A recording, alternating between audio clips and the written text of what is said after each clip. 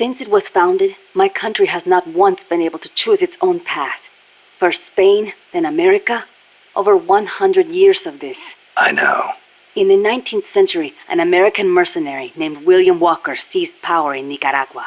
I'd heard he exploited rivalries between the political parties. Even after we expelled him, the Americans sent in their Marines under the pretext of quelling political unrest. And the real reason? To intimidate the government and thwart the construction of the Nicaragua Canal.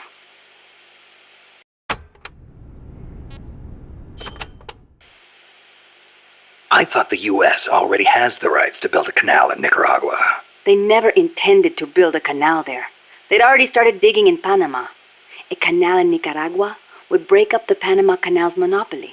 Reason enough for America to stick its nose into our affairs. They snagged the rights so nobody else could build there. It was General Sandino who finally stood up to los Yankees.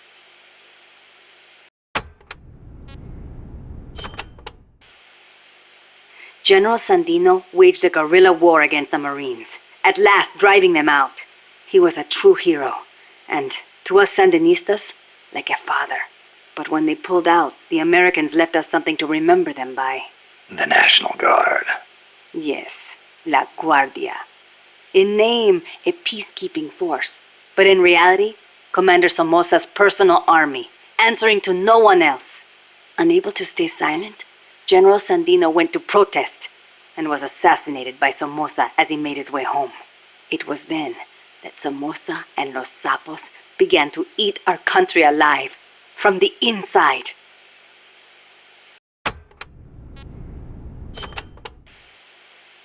It has been 40 years since the Somoza family became the rulers of Nicaragua. With La Guardia at their command, no one can challenge them. You came here on the run from the National Guard, right? See, they took everything. Our land, our homes, our jobs. Now belong to Somoza. See, the law too. He's even got the judges in his pocket. You defy him, you face death. Everyone bows and scrapes before La Guardia. Even then you might get a beating if they are in a bad mood. And you're trying to change things. That's not all. These Somozas have used their power to line their pockets. They confiscate people's land and hand it to members of the Somoza family. By now, close to half the farmland in Nicaragua is theirs. We were powerless until... You remember the earthquake 2 years ago? Yeah, I heard the capital was hit pretty hard. We lost Managua, our capital city. People sent aid from all around the world. Tears of sorrow turned to tears of joy. Yet almost all of it was embezzled by the Somozas. They sold out those who'd lost everything for money. They feasted on our country's suffering. Public resentment is at the boiling point. The Somozas' days are numbered. We will see to it.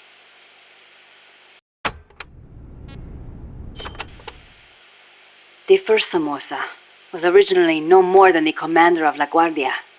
Ordinarily, a man of his station could never hope to become president. But the president at the time had no power to back him. The only one with the strength to oppose him was General Sandino. No, better to say the general was the only one who dared oppose him. There was nothing special about him. Above all, it takes a strong will to see justice done.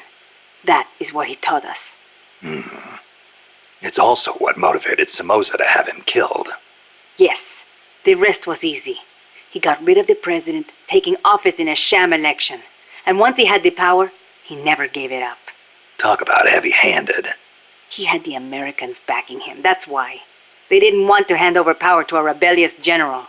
Even so, it's hard to believe Washington would give its blessing to a guy like that. The American president at the time put it this way. Somoza may be a son of a bitch, but he's our son of a bitch. In other words, better a dog or Los Sapos than an anti-US regime.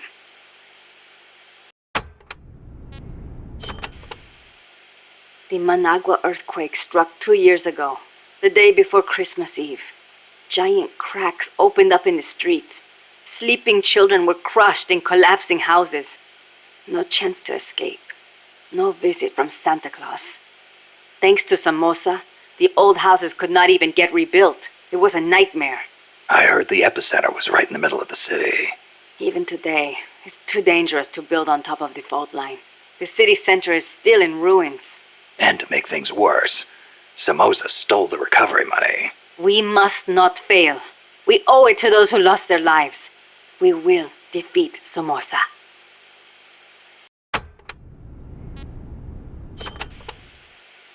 The river that flows between Nicaragua and Costa Rica is el Rio San Juan. It connects Lago Cocibolca to el Mar Caribe. It is a gentle river, safe even for small boats. You have to watch out for the sharks, though. Sharks? In a river? El Tiburón Toro live in the river, but there's nothing to fear. San Juan will protect you always. Juan? The Rio San Juan takes its name from San Juan, the man who baptized Jesus, the man you call John the Baptist in your country. John, huh? I'll be careful anyway. I'd hate to drown. End up a John Doe.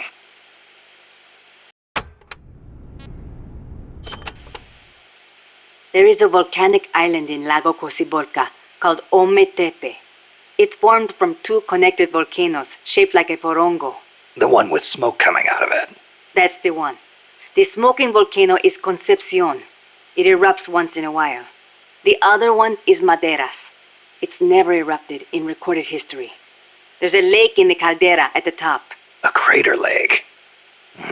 Let's hope there's not another underground factory inside. Don't say that. If Peace Walker's nukes detonated there, it would destabilize the magma underneath. It could cause the volcano to erupt again. If that happens, my country is doomed. Snake, you must stop Peace Walker.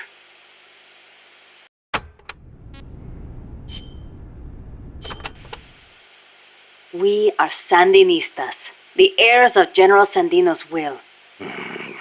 Sandino, the father of modern guerrilla warfare. To you, maybe. To us, he's more like a real father. That why you named yourselves after him? Of course. La Frente Sandinista de Liberación Nacional. The Sandinista National Liberation Front is named in his honor. We share the general's goal, to take back our country's freedom. In his day, from America. In ours, from the despot Somoza. Times have changed, but the song remains the same. Patria libre o morir. That is our slogan. El Che used to say the same thing, you know. Patria o muerte, the slogan of the Cuban Revolution.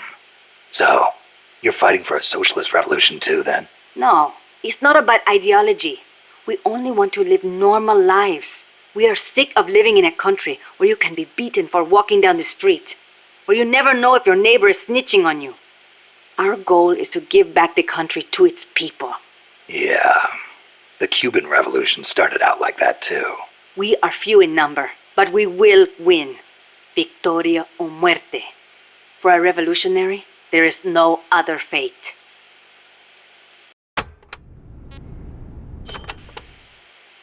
Augusto Cesar Sandino, general and hero of Nicaragua. 50 years ago, conflict broke out between the political parties of Nicaragua. The U.S. Marines intervened in the name of restoring order. The only one who refused to listen to their call for reconciliation was General Sandino. Huh. One man against the Marines. That takes guts. The general wasn't a professional soldier. Neither were his compadres. And they certainly could not match the Marines' equipment. But he used the land to his advantage, lurking in the fields and hills of Nicaragua, and using surprise attacks to harass the Marines. I know. I've read plenty of textbooks on guerrilla warfare. In the end, he drove them out. He was truly a role model for us. Yeah, but that was the 30s. Didn't the Depression have something to do with it? It takes cash to wage war. Perhaps. But there is no denying what the general accomplished. The people hailed him as the General de Hombres Libres, the general of free men. They loved him. And then he was assassinated by Anastasio Somoza Garcia, commander of La Guardia. The father of the current Somoza. Somoza had the Americans' backing. That is the way things were. The general may be dead, and the times may have changed, but his will lives on inside each of us.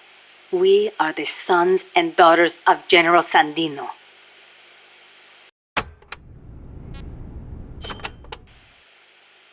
Hey, how's the watermelon business these days? Not bad. I hear the compas back home are hanging in there too. Good to hear. You know our nickname. I'm impressed. No wonder they call you boss. You used to hide your weapons in hollowed-out watermelons, smuggle them right past the National Guard. You even transported pineapple grenades that way. The name caught on among sympathizers in the region and... What are you talking about? Huh? They call us watermelon sellers because the general's name sounds like the word for watermelon. Sandia. Really? Si. Damn it, Kaz.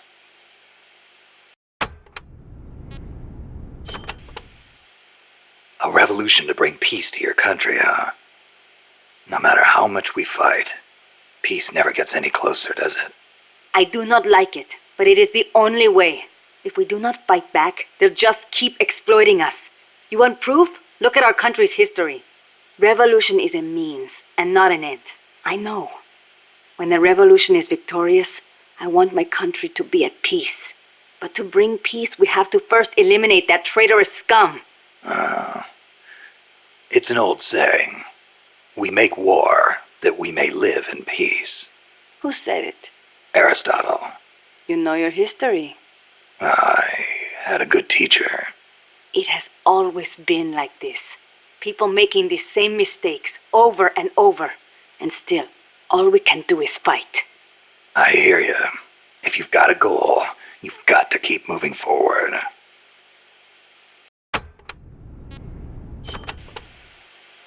I noticed you called Che Guevara El Che. Not just us. Everyone in these parts does. Che was always his nickname. It does not feel right to call him by his last name. I was shocked the first time I saw you. You look so much like him. I look like El Che, huh? Sort of. Not in the face. It's more the way you carry yourself. I guess Che's a hero to the Sandinistas, too. Of course. The FSLN was formed in the spirit of the ideologies championed by El Che and Fidel. Fidel Castro. So, you're trying to bring the Cuban Revolution to Nicaragua. Well, we were. But Cuba isn't what it once was. Not since El Che left. El Che was a true revolutionary. He fought and died for the people. He worked harder than anybody, and he was a righteous man. Even as a minister of Cuba, he gave up his weekends to work on the farms and public works. As a volunteer, no less. Yeah, I've heard the stories. But when you think about it, wasn't it that obsession that did him in? How do you mean? We can't all be supermen. He thought the ideals he applied in Cuba would work in Bolivia, but he failed to win converts and the support of the peasants, and it cost him his life. Maybe you are right.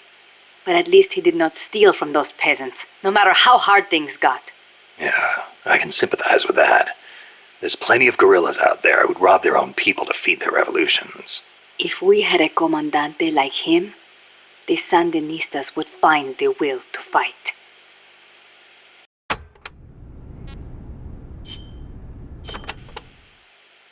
You called that giant chopper an hombre nuevo. Si. It means new man. New man? There was nobody piloting that thing. It must be controlled by machine. Yeah, it seems that way. No human being could pull off those crazy maneuvers. But it's not crazy. It's smart. It sings, too. When we first saw it, one of your men said, "Pilot must be an hombre nuevo." Me? I do not like the name. Why?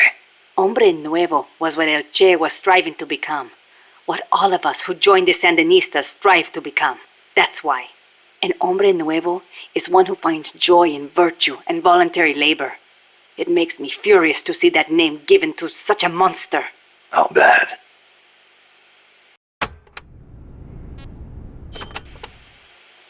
Chico called that helicopter El Colibri. Our name for the hummingbird. You saw how that chopper moved, how it hovered in midair like a hummingbird? A hell of a lot bigger than a bird, though. True, but better than hombre nuevo, don't you think? When you get kidnapped by El Colibri, it's all over. They take you to a prison camp and torture you until you snitch on your compas. That's what took Chico. They have no mercy. Once you talk, they toss you out like trash. I knew this, and still I could not save Chico. If he cannot be saved, I will do what must be done. Don't write him off like that. Sometimes you have to survive, even if it means sacrificing your honor. I'll get him back. I promise.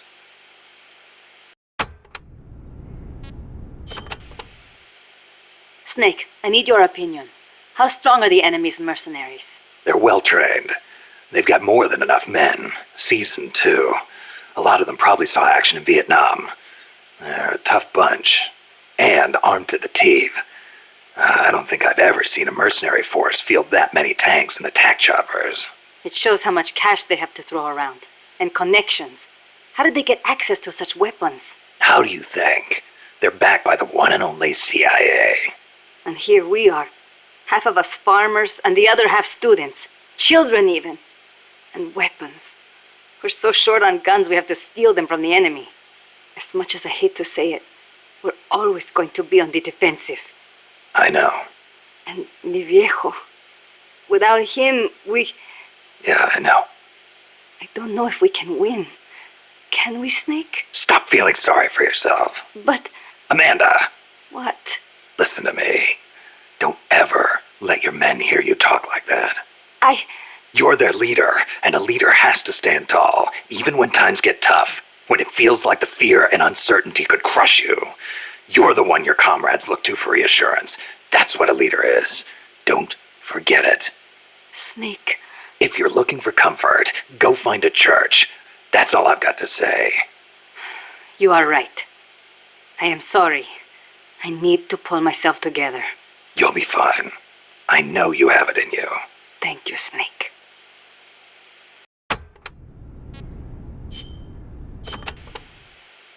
The land in our country belongs to us, and yet it does not belong to us. How so? Along the coast, it is all banana groves, and in the mountains, it is coffee. I guess in that way, it is not so different from here. Plantations. Almost all the bananas and coffee are sold as exports. The landlords keep the money for themselves, leaving precious little to the farmers. Worse, the biggest landowners in the country are Somoza and his family. But it does bring in foreign currency. I doubt even that, at least for bananas. The plantations are owned by American corporations. The bananas are processed in factories on the plantations and exported to America from private ports. It's like having little American enclaves along the coast of Nicaragua. But the farmers have no choice but to go work there. Es ridículo. The people have to take their land back. It is one of the things we are fighting for.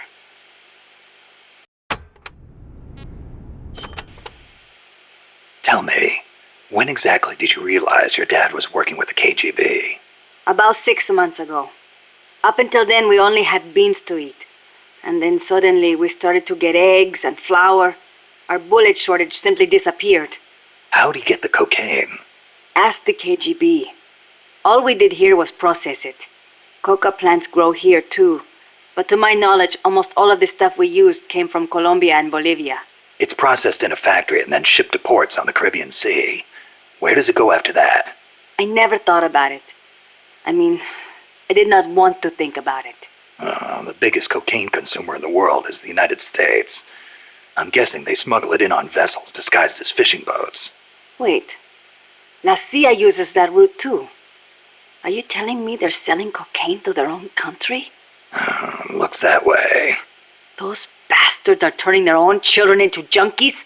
Are they insane? No, just afraid. Afraid of a communist Central America.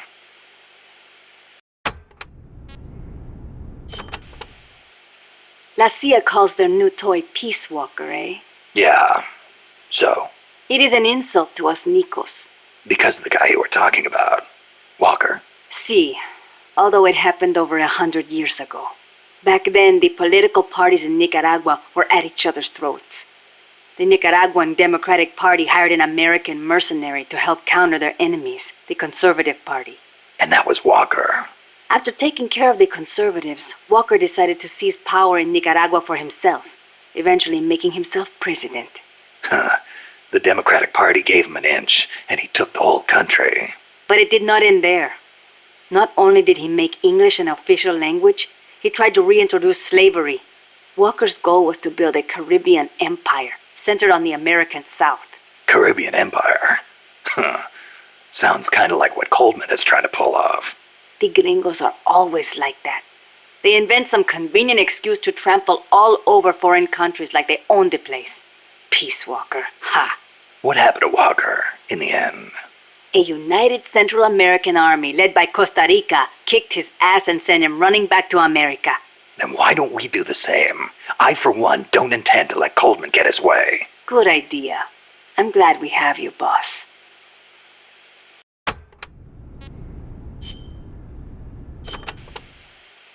Amanda, when did you join up with the Sandinistas? About a year ago, when I went into the mountains with mi viejo and his group. I thought your dad was with the FSLN from the start. No, he fought alongside General Sandino, but after that, he retired for a while. He found a job, got a wife and a house, and raised us kids. Then one day, some Sandinista students came by. And he felt the old fire in his belly. Something like that. All he did was help them escape from La Guardia, though.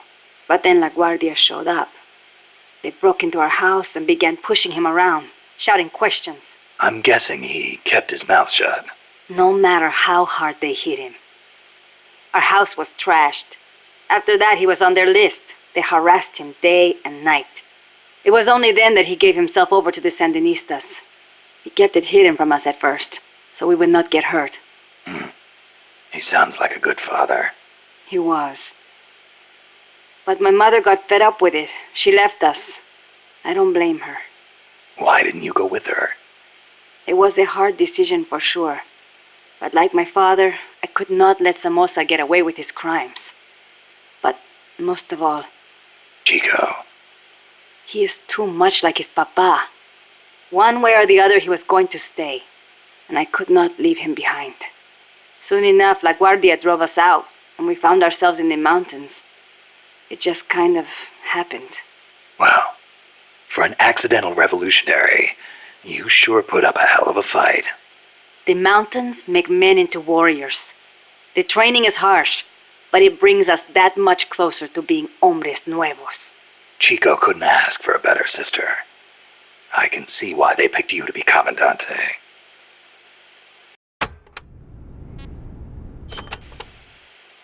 When I was little, I came down with malaria. Unlucky for me, it was the bad kind. I was in a daze the whole time.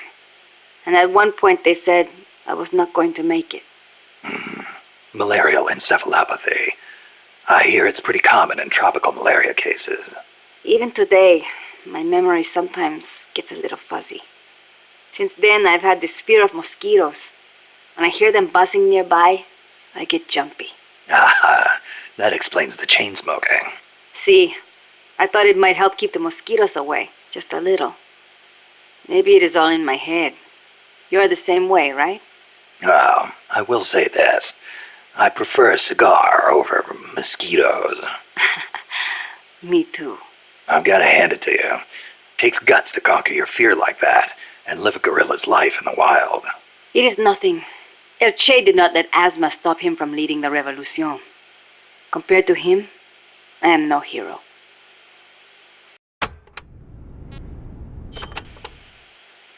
I'm sorry to hear about your dad. Thank you for saying that. Mi viejo was the leader of the Frente. He was the last of the generation that knew General Sandino. He saw the general's exploits firsthand as a boy. He would tell us stories about it all the time and about how the general was assassinated. Did you know he was getting money from the KGB? I had some idea, but I did not have the courage to confront him about it. I know it was a painful decision for him to make.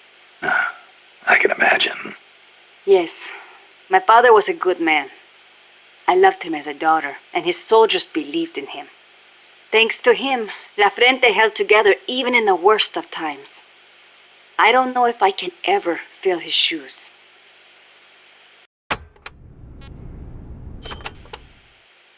Chico's 12, right? Right. Isn't he a little short for his age? Malnourishment. Food is hard to come by when you're running around in the jungle. He's got quite an appetite. I know. I didn't want him to come in the first place, but there was no one to take him in. I had no choice but to look after him. Don't be so hard on yourself. Sometimes It's better for a kid to be with his family than far away in a safe place. Thank you. Promise me this, though. When your fight is over, make sure he gets a proper education. Give him a chance to be something other than a guerrilla. It's not too late to teach him something other than fighting. Okay, I promise. You know what book Chico really likes? The World Encyclopedia of Mysterious Creatures. The Loch Ness Monster, the Yeti. UMAs. Yeah, I know. He's still so much like a boy. I worry about him. He'll be fine. I know plenty of grown men who still go crazy over UMAs. Are you serious?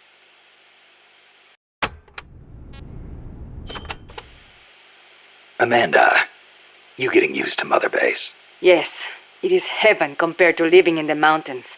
We are no longer constantly on the run from La Guardia or mercenaries. Some of the new guys we've recruited used to be mercenaries. We are getting along. It was difficult at first, but once you talk to them, you realize we've got plenty in common. I see. Good to hear. We may be enemies, but we are all still human beings. La CIA's soldiers, La Guardia. The same goes for the people of America. What's gotten into you? Mi viejo got involved with drugs in order to scrape together money for La Revolucion. He did whatever the KGB said, all for Nicaragua, or so he told himself. But I realize now, in the end, all he did was help poison young people of America. Yeah. I have made up my mind.